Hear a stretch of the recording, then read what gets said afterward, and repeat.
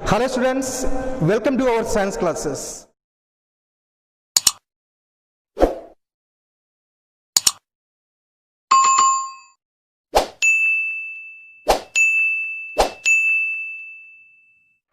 Our next topic is measuring friction. So we can use a spring balance to measure the friction approximately. So you might have seen the spring balance. In spring balance, the main content, what is that? There will be a spring. There will be a spring, and connected to this spring, there will be a movable pointer. So inside the spring balance, you can see a spring, and connected to a spring, there will be a movable point. That pointer, it moves over a scale. So see that if you are applying pressure here, what happens? The spring stretches. As the spring stretches, the pointer moves up or down. So when it moves up or down, it points to a corresponding number, and we will get the value of friction. So in this way, by using the spring balance, we can measure the friction. So let us understand it with the help of an activity. Our first activity of this lesson. For doing this activity, we need spring balance, a shoe box with shoes, a strong thread, and a table. So note this, we need a spring balance and we need a box. Let it be a shoe box with the shoes and a strong thread and a table. So first, over the table you can put the shoe box with the shoe, and here we said that there is a strong thread is needed. So tie this shoe box with the help of that thread. So with the help of that thread, we tied the shoe box, and this hook we can connect, this part we can connect it to the hook of the spring balance. In spring balance there will be a hook. So to the hook we can connect this loop. So everything is ready. Spring balance, we have connected the hook of the spring balance to this thread, and shoe box we have already arranged, and the strong thread we connected, or we tied the shoe box with the strong thread, and table we arranged everything on the table. Now we have to apply force on the spring balance, or we have to pull it. When we are pulling it, what happens? According to the weight or friction of this box, the reading, we can see the reading. So what will be the readings? So it moves. When it moves, the friction decreases. So just before the movement, we can see that the value will be more. When it started to move, the friction will be less. So first, just before the movement, what is the friction showed there? That is static friction. Already we have studied there are two types of friction: static friction and sliding friction. Static friction will be having highest value. So that is the first friction. Once it is started or started to move, there will be friction. That friction is known as sliding friction. So by this way we can measure the friction. So instead of this shoe box, we can try it with another materials like a brick or any other material we can try. There we will get the corresponding friction we will get, or we can measure on the spring balance. And one thing you should remember, while keeping the spring balance, it should be parallel. That means it should not be slanting way. It should be parallel. Otherwise there may be difference in the value. So keep it parallel to the box. Thereby we can measure the frictional force. So our next topic is factors affecting friction. That means now we are going to learn about what are the factors affecting friction. So you may remember that what are the causes of friction. Do you remember what are the causes of friction? It was said that irregularities.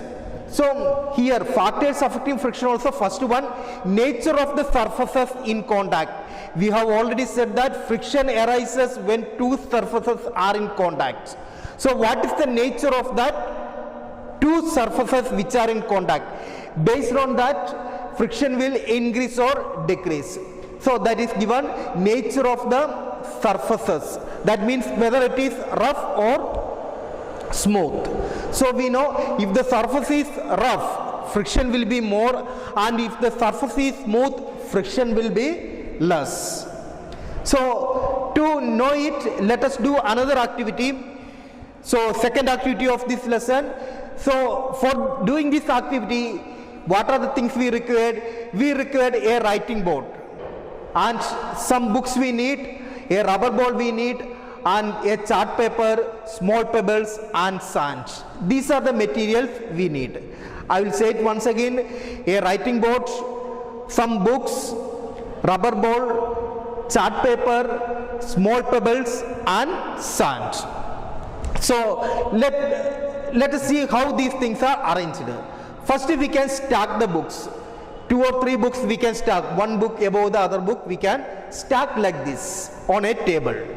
And after that, you have taken a writing board. That writing board we can make it as an inclined plane. In a slanting way we can arrange it. And below this writing board we can keep a chart paper. We have said to take the chart paper. That chart paper we can use it here. So everything we have arranged. Now what we have to do, we have asked to take some small bubbles or sand. So we can take the small pebbles and spread it over the chart paper. Hope it is clear. We have taken the pebbles, small pebbles, and just we spread it over the drawing sheet or chart paper. Now take the rubber ball and keep it at the end of this, or at the edge of this edge of this writing board, and leave the ball. When we leave the ball, what happens? We know it moves down, rolls down, and it moves some distance to the pebbles. And how much distance it has moved over the pebbles, you have to measure it with the help of scale. So let it be 2 centimeter or 3 centimeter or whatever the distance it moved, you have to note it. So first part we have completed. Now what we have to do in the second part, just we have to remove the pebbles, and where the pebbles we were arranged, there we have to add sand evenly, or we can spread the sand over the chart paper. So as earlier, now also we have to take the ball and release. Then what happens? We can see that now also ball rolls over it and moves through the sand. There also we have to measure the distance. Let it be 2 centimeter, 3 centimeter or 5 centimeter, whatever let it be, we have to measure it. So first we have done with the pebbles, and next we have done with the sand. Now we remove the sand also. If we remove the sand, what will be left there? There will be only chart paper. Now we can do the experiment only with chart paper. Take the ball and release it. It rolls over the drawing board and it moves to the paper, chart paper. Then how much distance it is moved, we can measure it. So after measuring all these, what the conclusion we can say? We can say that in the first case, when we arranged the pebbles, the ball moved, it was least. The least distance moved. And when there was no pebbles or sand, then there was only paper, the distance moved, it was more. So first surface it was pebbled, and second surface it was sand, and third one it was only paper. So in the paper it is moved more distance. That means if it moved more distance, that means friction was less. And if it is moved less distance, we can say that friction was more. So in this case, or in this activity, we can say that pebble surface or we can say that pebbled surface applied more friction, sand applied less, and paper applied least one. So you might have understood how nature of the surface affects the friction. If the surface is smooth, friction will be less, and if the surface is rough, friction will be more.